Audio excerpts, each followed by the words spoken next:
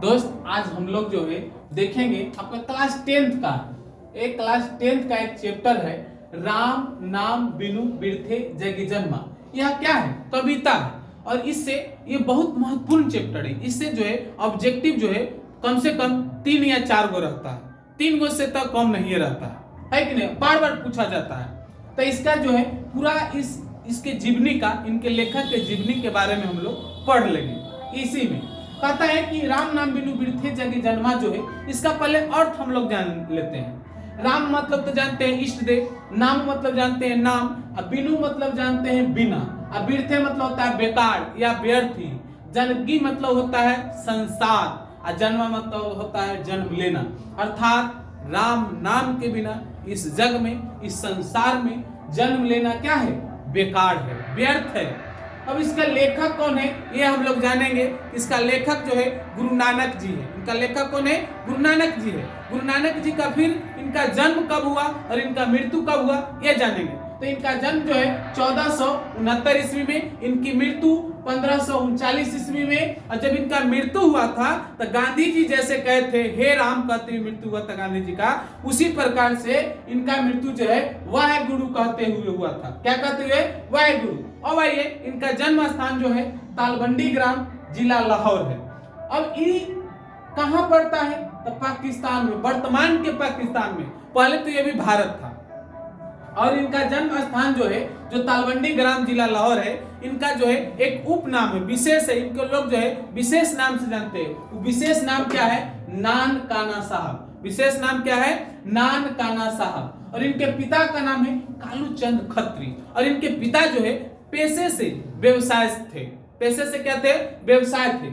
और बेटे को यानी गुरु नानक को भी ये चाहते थे व्यवसाय, व्यापारी बनाना। लेकिन इनका मन जो है अधिक भक्ति की ओर चला गया और इन्होंने व्यवसाय नहीं किया और भक्ति में इनका मन लग गया। अब आते हैं, इनकी माता का नाम है तृप्ता। इनकी माता का क्या नाम है? तृप्ता।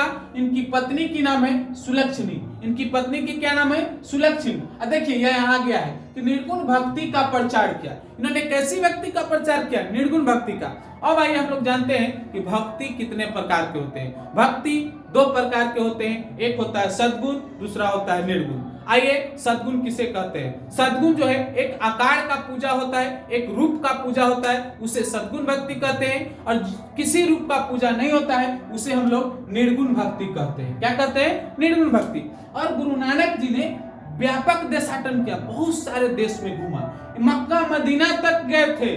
अब उसके बाद आता है कि इनकी जो है मुगल बादशाह बाबर से भेंट हुई। पूछेगा क्वेश्चन, किस बादशाह से भेंट हुई थी? मुगल बादशाह बाबर से भेंट हुई थी। अब फिर क्वेश्चन पूछेगा गुरु नानक ने किस धर्म का परिवर्तन किया? तो इन्होंने सिख धर्म का परिवर्तन किया। कौन सा धर्म का? सिख धर्म का। अब आइए, इन्होंने बहुत सारे रचना किए हैं। कौन? गुरु नानक जी। तो इनकी रचनाओं का संग्रह जो है, संग्रह मतलब होता है एकत्रित, एक जगह करने का काम सिख के, किसके? सिख के 5वें गुरु, जिनका नाम था गुरु अर्जुन देव। जिनका क्या नाम था? गुरु अर्जुन देव। उन्होंने एकत्रित करने का काम किया, यानी संग्रह करने का काम किया। अब कैसा जी संग्रह किया है, उसका भी कुछ नाम होगा। हाँ, उसका नाम है गुरु ग्रंथ साहिब। उसका क्या नाम है? गुरु ग्रंथ साहिब। और इन्होंने इतना रचना किया है तो प्रमुख रचना के कुछ नाम जान लेते हैं। जो प्रमुख रचना है, जो बार बार हम लोग के एग्जाम में पूछा जाता है, समझ गए? तो प्रमुख रचना का नाम है जपू जी, दूसरा का नाम है आशा दीवार, उससे आगे है रहीरास और सोई। और इन्होंने पंजाबी मिश्रित भाषा में, पंजाबी और मिश्रित ब्रज भाषा का उपयोग किया है इस कविता में, है कि नहीं? और इस कविता को 2 पद में बांटे। कितने पद में? 2 पद में। पहला पद में यह कहा गया है कि जो बाहरी वेशभूषा होता है, दिखावा होता है, जो पूजा पाठ है, जो दुनिया को हम लोग दिखा के करते हैं, है कि नहीं, के साथ साथ उसमें कर्म कांड पे बल दिया गया। किस पे? कर्म पे बल दिया। क्या आखिर कर्म क्या है कि नहीं? कर्म करने से ही सब कुछ मिलता है। खूब पूजा पाठ करेंगे कुछ नहीं मिलेगा। इसीलिए क्या कहा गया है? बाहरी वेशभूषा, पूजा पाठ और कर्म कांड के साथ साथ राम नाम के कीर्तन पर, यानी कि उनके नाम के गुणगान पर बल दिया गया है। अब आते हैं दूसरा पाठ में है, दूसरा पद में है, सुख दुख में एक समान उदासीन रहते हुए मानसिक दुर्गुणों से ऊपर उठकर, यानी दूसरे पद में यह कहते हैं कि हम लोग सुख और दुख में एक समान रहे, यानी कि हम लोग मानसिक विकार हम पे हावी न हो। ऐसा नहीं कि दुख है तो हम लोग पूरा खुशी है ना, और सुख है तो पूरा दुखी हो जाए, नहीं, सुखी है तो दुखी भी नहीं होना है और दुखी है तो खुशी भी नहीं होना है, यानी कि दुख और सुख में दोनों में एक समान हम लोग को रहना है। और आइए इन्होंने दूसरा पद में कहा है कि हम लोग को गुरु की कृपा से, यानी कि हम लोग पढ़ते हैं या हम लोग धार्मिक की ओर बढ़ते हैं तो वहां भी गुरु करना होता है।